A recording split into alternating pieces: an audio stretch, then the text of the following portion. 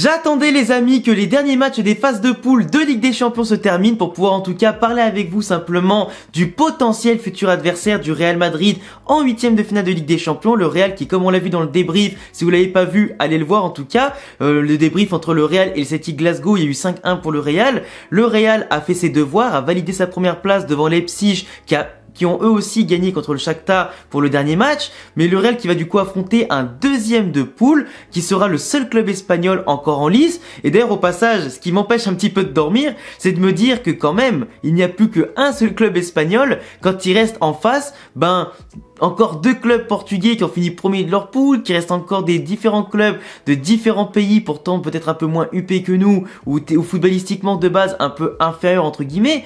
Je pense à l'Allemagne qui a quand même encore deux clubs, même trois clubs qualifiés. Tu dis quand même que l'Espagne cette année c'est une grosse disaster class. Entre Séville, Atlético et Barcelone, c'est une grosse déception côté espagnol. Il y a encore que le Real qui tient les couleurs et qui porte le drapeau de l'Espagne pour aller le plus loin possible, mais globalement les autres pays ont mieux fait le job que nous. D'ailleurs, je prépare une vidéo pour expliquer un petit peu globalement la déboire des clubs espagnols en Ligue des Champions. Du coup, je vous laisserai vous abonner, cocher la cloche si vous aimez le Real, le football espagnol ou le foot en général et les bonnes analyses travaillées.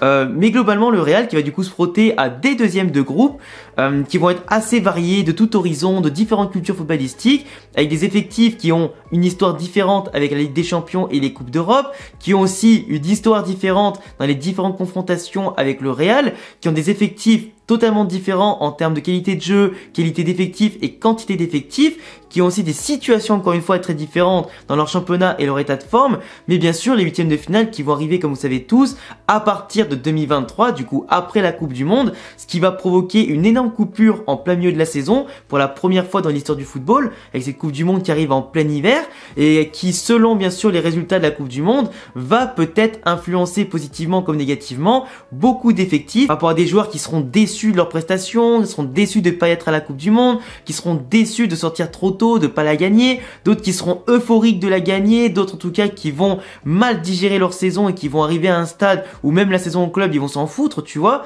Et en plus suivant qui va gagner la Coupe du Monde, ça peut aussi valider le Ballon d'Or. Donc certains joueurs vont se dire que si le Ballon d'Or s'est perdu, autant tout arrêter. Enfin en tout cas normalement un vrai professionnel ne s'arrêtera pas à ça, mais on sait très bien que certains joueurs qui se donnent actuellement beaucoup à fond avant la Coupe du Monde pour y être risquent de lever le pied après la Coupe du Monde, car ils seront un peu dégoûtés, car ils se diront qu'ils auront le temps de digérer la défaite, etc. En tout cas, psychologiquement, les hommes comme les joueurs de foot, forcément, c'est très compliqué à comprendre. Et t'en as certains qui vont entraîner des spirales négatives pour X raisons. Du coup, attention, la vérité d'aujourd'hui, la supériorité d'une équipe aujourd'hui ne sera pas forcément la supériorité qu'il y aura demain en 2023. Du coup, parmi les deuxièmes de groupe que le Real peut affronter, nous avons Liverpool, Bruges, l'Inter Milan, Eintracht Francfort, AC Milan, Dortmund ou encore le Paris Saint-Germain. Alors bien entendu, il y a deux gros noms qui se profilent, qui sont on va dire dans la tier list le top du top pour le Real Madrid à éviter entre guillemets, parce que ça sera vraiment des très très gros matchs. Ce sera Liverpool mais aussi le Paris Saint-Germain.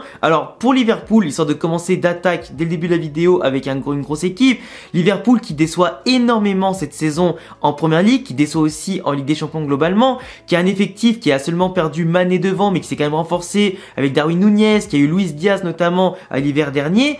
Mais un Liverpool qui n'arrive pas à retrouver l'équilibre défensif qui est le sien, avec beaucoup d'erreurs individuelles comme les Van Dijk, comme leurs latéraux qui sont aussi moins efficaces, moins impactants offensivement comme défensivement, un milieu de terrain qui souffre de pas mal d'absences, ou du moins que des joueurs qui rechutent souvent en termes de blessures et qui ne sont pas aussi impériaux au milieu de terrain, donc moins impériaux, moins de duels gagnés, moins de possessions hautes, moins aussi forcément de jeu fluide, moins de domination, etc. Donc moins d'occasions et aussi plus d'occasions pour l'adversaire. Donc un Liverpool qui est moins dominant, moins impactant, et qui souffre beaucoup, même contre les petits clubs et les moyens clubs, qui savent qu'il y a des brèches à exploiter, qu'il y a beaucoup plus de largesse côté Liverpool, un Liverpool qui finalement reviendrait à la fois où on les a battus, je crois que c'était en 2020, en Ligue des Champions 2020 ou 2021, je sais plus, 2021 parce qu'après on avait perdu contre Chelsea juste après, où pour moi ils étaient vraiment pas impactants, il y avait beaucoup d'espace, on avait profité pour les éliminer, alors qu'à l'époque ils étaient largement favoris, on avait aussi beaucoup d'absents à ce moment-là, et des joueurs qui étaient pas encore au top, comme les jeunes qui étaient pas encore dans leur explosion, mais Liverpool franchement qui me fait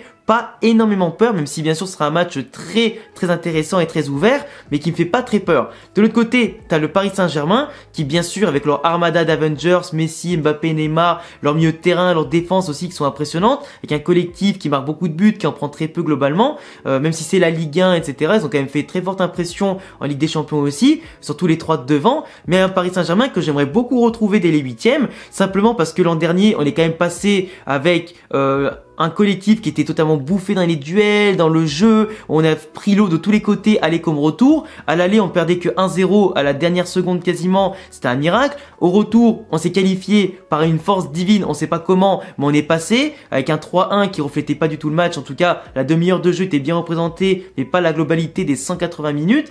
Le Paris Saint-Germain qui s'était écroulé mentalement comme physiquement contre nous, mais c'est eux globalement qui dominaient les débats. Mais malgré la qualification, forcément, t'as toujours des Parisiens pour parler, etc.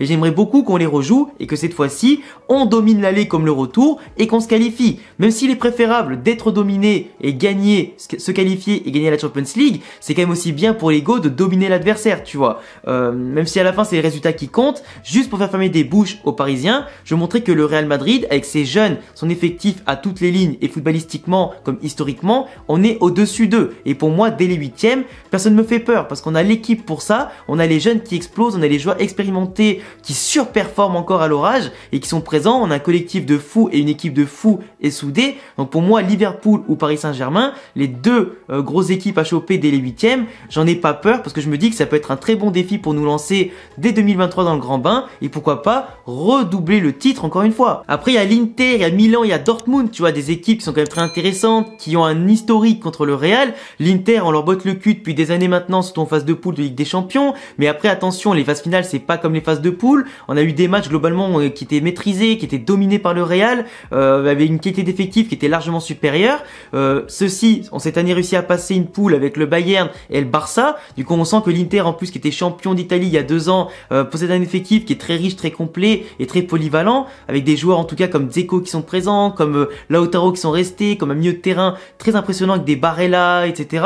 Une défense qui est de plus en plus intéressante, avec un jeu qui est de plus en plus huilé et agréable à voir. Même s'ils ont perdu la Serie A l'an dernier contre le Milan, ça reste quand même l'Inter Milan qui possède un jeu, un effectif très puissant. Et pour moi, ça ferait une confrontation intéressante. L'Inter Milan, en tout cas, on est favorable contre eux, mais maintenant, il faudrait aussi leur prouver en phase éliminatoire. Dortmund, pareil, ils nous ont éliminés en 2013 à l'époque, mais depuis, on leur roule dessus quasiment tous les ans quand on les affronte. Mais c'est un effectif qui est jeune, qui est très irrégulier. On peut peut-être leur piquer l'été prochain Jude Bellingham pour un gros prix entre 100 et 150 millions d'euros. Mais globalement, ils ont pas trop, surremplacé Haaland. En tout cas, en championnat, ils galèrent à être dans les premiers, malgré le fait que le Bayern a perdu Lewandowski, que le Bayern s'est un peu affaibli, que eux, ils ont essayé de faire des recrues par-ci par-là. Donc Dortmund qui n'arrive pas à franchir le cap de battre le Bayern en Bundesliga, qui sont même pas parmi les premiers. Il y a l'Union Berlin devant eux, etc. Donc c'est un Dortmund qui est très irrégulier, dont il faudra peut-être profiter des faiblesses si on tombe contre eux. Ils ont pas le jeu plus flamboyant comme à l'époque du grand Dortmund, pas des jeunes aussi qui explosent autant qu'on pouvait penser, sauf Bellingham, etc. Mais globalement, si on tombe contre Dortmund, je pense qu'il y aura pas match. Attention bien sûr à leur vitesse, contre-attaque, etc. Mais globalement, on peut les rouler. De l'autre côté, tu avais aussi, comme je disais, c'était qui? Le Milan AC. Le Milan AC qui a gagné la série l'an dernier, qui a des bons joueurs. Mais pour moi, footballistiquement, le Milan AC, ils me font moins peur que l'Inter Milan, malgré qu'ils soient champions en sortant de la Serie A. Ils ont un effectif qui est intéressant, avec des Giroud qui marquent, avec Brahim Diaz, avec d'autres joueurs comme ça.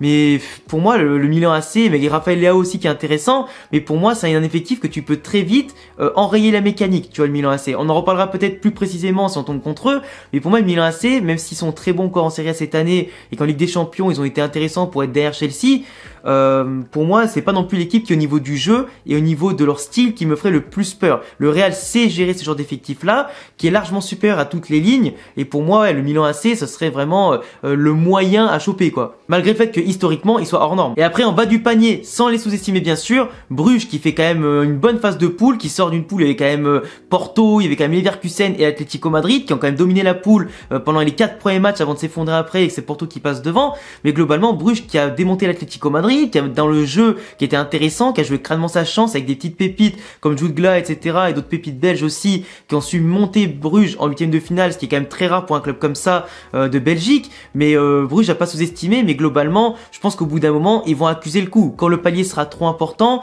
ils pourront peut-être faire la surprise sur un match, mais pas sur les deux matchs. Du moins, j'y crois pas trop, tu vois. Et après, bon, bah derrière Francfort, on les a battus au début de saison. Là, ils sont bien quand même repris malgré certains joueurs qui sont partis, malgré un mauvais début de saison. Là, ils commencent à reprendre un petit peu du poil de la bête en Bundesliga. Ils se qualifient en toute attente en huitième de finale, alors que Marseille était devant. Enfin, c'est quand même une poule un peu bizarre. Tottenham, Francfort, Marseille et Sporting Portugal. Une poule un peu étrange, mais Francfort quand même est passé. Deuxième derrière Tottenham. Donc pour moi, il y a quand même des choses à en tirer de bien du côté de Francfort. On les a battus en début de saison avec une force impressionnante et une différence impressionnante de qualité, mais Francfort, attention, ça peut être la bonne surprise aussi dans les huitièmes, ça peut être l'équipe que tu peux dire la plus simple à choper avec Bruges parmi les deuxièmes de groupe, mais finalement ça peut être l'équipe qui peut t'emmerder. Le Barça l'an dernier en Europa League en a fait les frais, de les sous-estimer, ils ont quand même gagné l'Europa League, donc c'est un effectif qui au niveau européen est encore fougueux, encore jeune et qui fait quand même de belles prestations quand ils se mettent vraiment à jouer au football.